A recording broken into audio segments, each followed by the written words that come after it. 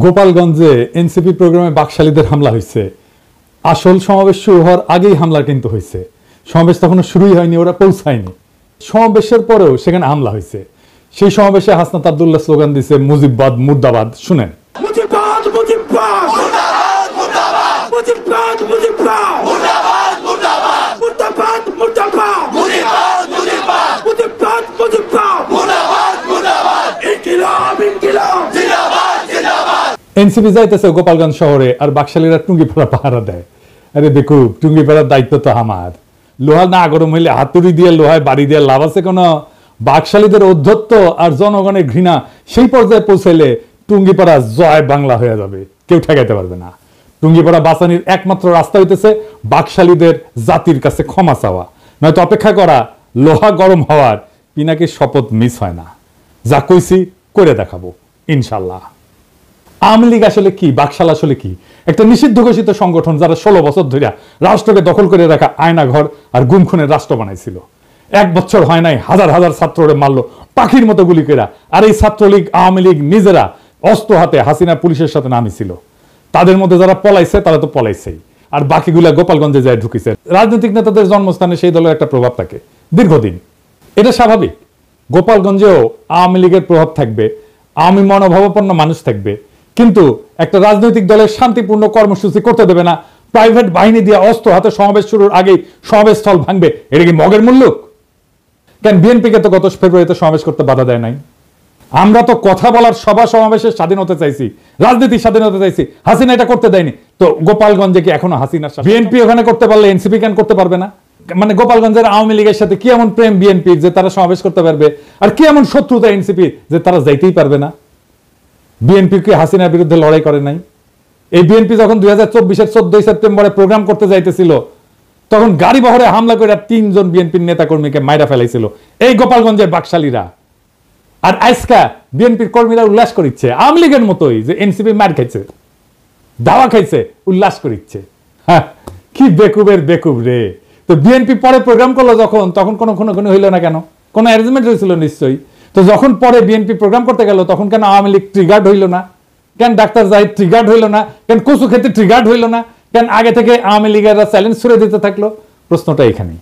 তার মানে বিএনপির সাথে গোপালগঞ্জ আওয়ামী লীগের এই মুহূর্তে কোনো কনফ্লিক্ট নাই, কনফ্লিক্ট আছে এনসিপির সাথে। তার মানে এনসিপি সেই শক্তি যা হাসিনাকে উৎখাত করছে, তারে ঠেকাইতে হবে। বিএনপির সাথে আর কোনো শত্রুতা নাই। তাই আওয়াজ তুলছে গোপালগঞ্জের ছাত্ররা ঢুকতে পারবে না, ঢুকলেও বাইরে হতে পারবে না। এইটা ছিল মিথ। এই মিথ চুরমার হয়ে গেছে। রাজনৈতিক দলের কর্মসূচিকে নিরাপত্তা দেওয়া পুলিশের কর্তব্য, আর্মির কর্তব্য। এনসিপি মারপিট করতে যায় নাই, সভা করতে গেছে, রাজনৈতিক সভা। এনসিপির হাতে অস্ত্র ছিল না, আমরা সবাই দেখছি। তারা খালি হাতে গেছে, পুলিশ আর্মি নিরাপত্তা দিচ্ছে, তাদের পেশাগত কাজ করছে। পুলিশ আর্মি এই কাজটা করছে রক্তপাতহীন ভাবে, কোনো প্রাণ ঝরে নাই, যতক্ষণ পর্যন্ত এনসিপির নেতারা ছিল। এটাই বিজয়, হাসিনার জামানাকে অতিক্রম করে যাওয়ার বিজয়। এই বিজয় এলো বর্ষা বিপ্লবের নায়কদের। গোপালগঞ্জে মুজিব বিরোধী সমাবেশ করতে যাওয়া যায়, নিরাপদে ফিরেও আসা যায়, কোনো প্রাণঘাতী সংঘাত ছাড়াই। তারা তাদের কর্মসূচি শেষ করে ফেরত আসছে। এই ঘটনার রাজনৈতিক মূল্য অনেক। এইগুলাই ছোট ছোট বিজয়। আর গোপালগঞ্জের জনগণ নামে নাই, নাম ছিল বাকশালী গুন্ডারা। ওরা মরণপণ লড়াই করতে পারে না, সেটাও তো দেখলেন। এখন বলবেন কই 4 জন তো মারা গেছে। হ্যাঁ, মারা গেছে, কারণ তারা এনসিপির নেতারা ফিরে আসার পরে নানা জায়গায় হামলা শুরু করেছিল, বোমা আগ্নেয়াস্ত্র নিয়ে, এমনকি জেলখানা আক্রমণ করেছে। ক্যাজুয়ালিটি হয়েছে তারা ফিরে আসার পর। আরো অনেককে চিনবার পারলাম এই সুযোগে। যেমন ধরেন বাংলাদেশের মিডিয়াগুলা, যেমন প্রথম আলো, জাউরা ও বলছে যে কিছু লোক এসে হামলা চালাইছে। এই লোকের পরিচয় তারা জানে না। মতি মাহফুজকে এমনি আমি থাপড়াইতে চাই, জাউরার জীবন। এখন আবার কচু খেতে আসিছে মানবাধিকার নিয়ে।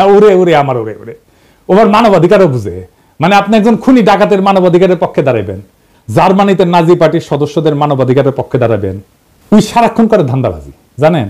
কই থেকে কি টাকা কামানো যায় তার ধান্দা করে। টাকা কামানো খারাপ কিছু না, কিন্তু মিনিমাম নৈতিকতা তো থাকবে। একটা এক্সাম্পল দিই, ওই যে মুস্তাক মারা গেল না, রিমান্ডে নিছিল, তার সাথে কিশোরকে ধরেছিল। কেন ধরেছিল জানেন?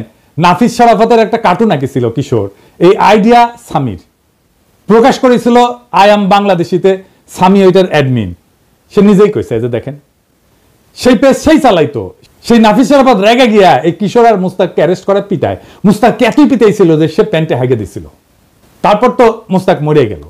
সেই নাফিস শরাফতের একটা কাজের জন্য এই সামি তদবির করছে মন্ত্রণালয়, কাজ দেন এই জন্য মন্ত্রণালয়ের দায়িত্বপ্রাপ্ত বিশেষ সহকারী পিছে সে লাগিছে, তার নামে রিপোর্ট করাইছে। যে আমার কমরেডকে মাইরা ফেলাইলো তার জন্য তদবির, সি সি সি সি রে সামি সি। আমি এটা শুনে বাকরুদ্ধ। একটা মানুষের নৈতিক পজিশন এত সহজে বেঁচে দেওয়া যায়? মুস্তাকের জীবনের এতটুকু মূল্য নাই তার কাছে। আমি যে ওরে অপছন্দ করি এমনি এমনি না, ওর মধ্যে বিবেক মনুষ্যত্ব কিচ্ছু নাই। ওর সঙ্গে যখন কথা হইতো তখন আমি বলছিলাম যে আপনি মোটা আজিজের মারছেন না, যেটা সেটা আমাদের জন্য ভালো হয়েছে, কিন্তু আপনার একটা বস্ত বড় ক্ষতি হয়েছে। আপনার মধ্যে একসময় রিমোর্স আসবে, অনুতাপ আসবে, আজ না হোক কাল আসবে, কাল না হোক পরশু আসবে, নয়তো মরার আগে আসবে। আপনার মনে হবে একজন মানুষ আপনাকে বিশ্বাস করেছিল, সে খারাপ মানুষ তাতে সন্দেহ নাই, কিন্তু বিশ্বাস করছিল আপনাকে, সে বিশ্বাস ট্রাস্ট আপনি ভাঙছেন। ট্রাস্ট একটা খুব ইম্পর্টেন্ট জিনিস। বাংলাদেশে বিশ্বাস ভাঙাটা কোনো ব্যাপার না। আর এই কচুকেতিকে দেখে বুঝলাম ও মরার টাইমে ওর রিমোর্স আসবে না, তবে আল্লাহর মায়ের বলে একটা জিনিস আছে না, সেটাও টের পাইতে শুরু করবে এখনই ও টের পাবে। বাংলাদেশের কোনো মানুষ তাকে আর বিশ্বাস করবে না। আর আমি তো আমার এপিসোডে তার প্রশংসা করেই যাব, মানুষ জানবে একজন অতিশয় ভালো মানুষ আছে দুনিয়ায়, সে ভালো কাজ করে, সে ভালো ছেলে, সন্ধ্যায় হাত মুখ ধুয়ে পড়তে বসে, আর দেখে কোটি কোটি ধান্দা করা যায়, কোটি কোটি চান্দা আদায় করা যায়, কারে কারে দিয়ে চান্দা আদায় করে সেটাও জানি। অনেকে কইতেছে যে এই হাসনাত আর্মি চিফের বিরুদ্ধে দাঁড়াইছিল, এখন আর্মির গাড়িতে কেন নিরাপত্তা নিল? আসেন ব্যাপারটা একটু বুঝে দেখি। আর্মি রাষ্ট্রের অধীনে একটা এজেন্সি, কিন্তু আর্মি নিজেই যদি একটা সার্বভৌম এজেন্সি হয়ে উঠতে চায় তাহলে রাষ্ট্রের নাগরিক তার বিরোধিতা করবে। আর্মি চিফ বাংলাদেশের পলিটিক্স নিয়ে কথা বলতেছে, যেটা তার ডোমেনের মধ্যে না। সে নিজে একটা সার্বভৌম এজেন্সি হয়ে উঠতে চাইছে। সার্বভৌম ক্ষমতা জনগণের, সে সেই সার্বভৌম ক্ষমতার শেয়ার কাউকে দেবে না গণসম্মতি ছাড়া। ওয়াকার গণসম্মতি ছাড়াই সেই সার্বভৌম ক্ষমতা নিতে চাইছিল। এনসিপি ছাত্ররা আমরা আর্মি চিফের সার্বভৌম এজেন্সি হয়ে এটার বিরোধিতা করছি, ভবিষ্যতেও করব যদি আবারও চেষ্টা করে। আমি রাষ্ট্রের নাগরিক হিসেবে রাষ্ট্রের বাহিনীর সব সার্ভিস পাওয়ার অধিকার রাখি। আমি নাগরিক হিসেবে তাদের নিয়োগকারীও বটে, আমাকে সেবা দেওয়া তার কর্তব্য। আর্মি চিফের সার্বভৌম এজেন্সি হয়ে ওঠার বিরোধিতা আর আর্মি নিরাপত্তা সার্ভিস নেওয়ার মধ্যে কোনো বিরোধ নাই, বরং রাষ্ট্র আর নাগরিকের মধ্যে সম্পর্কের ধরনই এটা। আর্মি এনসিপি নেতাদের অনুগ্রহ করে নাই, এনসিপি নেতারা ওয়াকারের বিরোধিতা করে ভুল করে নাই। আমার প্রোফাইলে বিএনপির পোলাপাইনরা এসে কমেন্ট করছে যে কেন ওরা পালায় আসলো, এটা কোনো হ্যারম হইল? হ্যারম নিয়ে হাঙ্কের সাথে ফাইট করতে আসে এনসিপি, বিএনপির সাথে ফাইট করতে আসে এই হ্যাডম নিয়া। আচ্ছা, খুব ভালো। 2023 সালের 28 অক্টোবর কয়েক লাখ লোকের সমাবেশ, সাউন্ড গ্রেনেডের আওয়াজে নেতারা মঞ্চ ছেড়ে পালায় গেছে। মির্জা আব্বাস বলে যে আমরা প্রাণ ভয়ে দাঁড়াইতে পারি নাই। মাঠ ফাঁকা, নেতারা শুধু না লাখো লাখো লোক ফাঁকা হইতে বেশি সময় লাগেনি। অস্ত্রের সামনে শূন্য হাতে টিকে থাকা সম্ভব না, এটা সবার মনে রেখে ট্রল করা উচিত। এই ছেলেদের অসীম সাহসের কারণে গত বছরের 5ই আগস্ট হাসিনা দেশ ছেড়ে পালাই যেতে বাধ্য হয়েছিল। এই ছেলেগুলো তখন রুখে দাঁড়ালে আজও হাসিনা মসনদে থাকতো, খালেদা জিয়া আজকাল জেলে থাকতেন, আর আপনাদের অনেকেই গুম হইয়া আয়না ঘরে থাকতেন, কেউ কেউ মারাও যাইতেন ক্রস ফায়ারে। আপনাদের কে বুদ্ধি দেয় এনসিপির পিছে লাগতে? আপনাদের দল তো ছাত্রদের জন্য বিবৃতি দিচ্ছে, তাদের নিরাপত্তার জন্য উদ্বিগ্ন হয়েছে। আপনার দলের নেতাদের সাথে তো আপনাদের ডিসকানেকশন। এখন আমি বুঝতে পারি যে কেন মির্জা ফখরুল মাঝে মাঝে মেজাজ হারায় ফেলে, কেন বক্তৃতা দিতে যাইয়া ধমকা ধমকি করেন, থাপ্পড় টাপ্পড় মারেন। তাদের সাহসের প্রশংসা করতে না পারলে চুপ থাকেন। ওরা হুমকি সত্ত্বেও ওখানে যাওয়ার হিম্মত দেখাইছে। হামলার পরেও তারা সমাবেশস্থলে গেছে, বক্তৃতা করছে, মুজিববাদের বিরুদ্ধে স্লোগান দিচ্ছে। এই অসীম সাহস দেখানোর জন্য তাদের ধন্যবাদ। এবার আসেন গোপালগঞ্জের আলোচনায়। কেন গোপালগঞ্জে যাওয়াটা জরুরি, দখল নেওয়াটা জরুরি? আসেন এই বিষয়টা আলাপ করি। 1971 সালে 16 ডিসেম্বর বাংলাদেশ স্বাধীন হয়। এটা আমাদের বিজয় দিবস। আমরা জানি যে ওই দিন আমরা পরাজিত করতে পারি, পাকিস্তানি বাহিনী আত্মসমর্পণ করে। 1971 সালে বাংলাদেশে পাকিস্তানি ভাবাদর্শের পরাজয় হয়েছে। তারপরে বাংলাদেশে পাকিস্তানি ভাবাদর্শে পলিটিক্স করা গেছে, যায়নি। বাংলাদেশকে মাইনাই পলিটিক্স করতে হয়েছে, এটাই নর্মাল। ওই সময় পাকিস্তানবাদী ছিল জামাত, এখনকার বাংলাদেশে পলিটিক্স করে, কিন্তু তাদের বাংলাদেশ মাইনাই পলিটিক্স করতে হয় এবং পাকিস্তানি ভাবাদর্শকে ডিনাই করেই। তখন পাকিস্তানি ভাবাদর্শ পরাজিত হইলেও বেশ কিছুদিন কোন কোন এলাকা পাকিস্তানপন্থীদের আওতায় ছিল। ওই সমস্ত জায়গায় বাংলাদেশের সার্বভৌমত্ব প্রতিষ্ঠা করতে সময় লাগছে। যেমন ধরেন মিরপুর 1972 সালের 30 জানুয়ারি পর্যন্ত মিরপুর দখলে ছিল পাকিস্তানপন্থীদের। ওইটা মুক্ত করতে গিয়ে জহির রায়হান মারা যান। নারিন্দা, নারায়ণগঞ্জ, শিয়া মসজিদ, মোহাম্মদপুর, খুলনা, পুরান ঢাকা, রূপসা, রাজশাহী, সিরাজগঞ্জ, বগুড়া, চিটাগাং পোর্ট, এই সব জায়গা 16 ডিসেম্বরে মুক্ত হয় নাই, পরে মুক্ত হয়েছে আস্তে আস্তে। ঠিক এইভাবে 2024 সালে বিপ্লবের পরেও বাংলাদেশে বাঙালি জাতীয়তাবাদ পরাজিত হয়েছে। আওয়ামী ভাবাদর্শ পরাজিত হয়েছে, মুজিববাদ পরাজিত হয়েছে। কেননা এইটা বাংলাদেশের সার্বভৌমত্ব মানত না, এইটা বাংলাদেশকে ইন্ডিয়ার পার্ট ভাবত। দেশের মানুষের বিক্ষোভের তোরে ইন্ডিয়ান আর্মিরে দেখতেও তাদের আটকায় নাই, পাইকারি খুন করছে, দেশের জনগণের বিপক্ষে যুদ্ধ ঘোষণা করছে, তারা নিজেদের বাংলাদেশি মনে করা জনগণদের উপরে গুলি চালাইছে, সবাইকে বাঙালি হইতে বাধ্য করতে চাইছে। তাই ওইটা ফ্যাসিস্ট একটা রেজিম ছিল। তাই বাঙালি জাতীয়তাবাদ এবং মুজিববাদ, বাকশাল, আওয়ামী লীগ বাংলাদেশ আর পলিটিক্স করতে পারবে না, তারা বাংলাদেশি মানে না। কিন্তু ৭১-এর মিরপুরের মতোই ২৪-এও গোপালগঞ্জে এখনো বাঙালি জাতীয়তাবাদ, মুজিববাদ পরাজিত হয়নি। সেজন্য হাসনাত আব্দুল্লাহর গোপালগঞ্জে দ্বারা মুজিববাদ মুর্দাবাদ এটা খুবই প্রতীকী।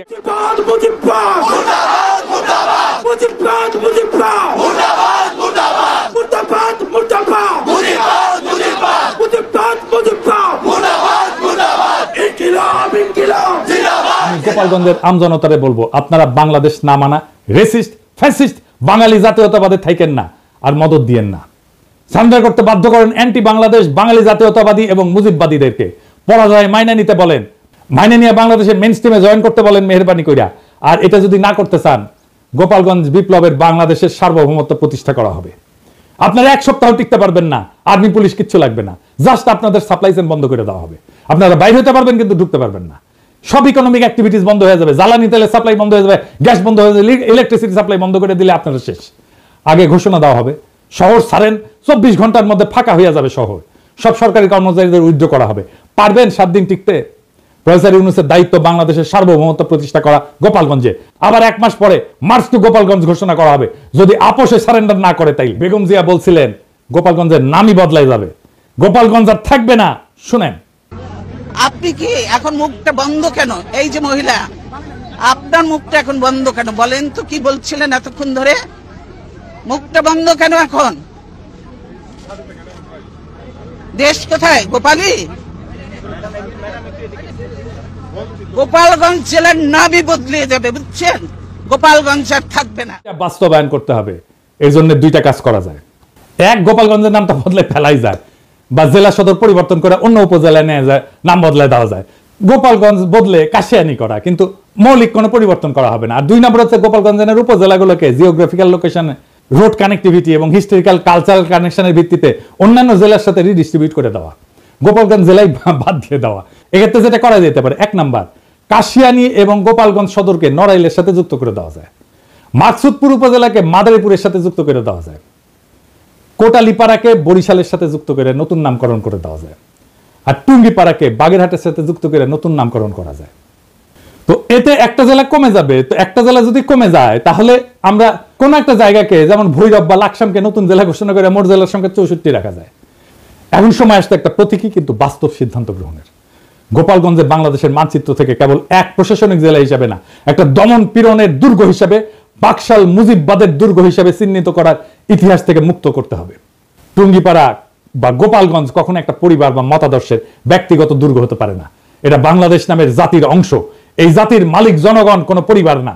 ১৯৭২ সালে যেমন মিরপুর জমাত পাকিস্তানি জাতীয়তাবাদ ঘুরাই দিছিল, জনতার বিজয়, সে তেমনি ২০২৫ সালে গোপালগঞ্জে ভাঙতে হবে সেই বাঙালি জাতীয়তাবাদ, মুজিববাদের ছত্রবেশী ফ্যাসিবাদের দুর্গ। ২১ শতকের বাংলাদেশে জায়গা নাই সেই রাজনীতির যারা বাংলাদেশকে ভারতীয় মতাদর্শের গুদামে পরিণত। গোপালগঞ্জের প্রশাসনিক পুনর্বিন্যাস শুধু রাজনৈতিক প্রতিশোধ না, এটা ভবিষ্যতের জন্য বার্তা। আর কোন জেলাকে পরিবর্তনের দুর্গ করা যাবে না।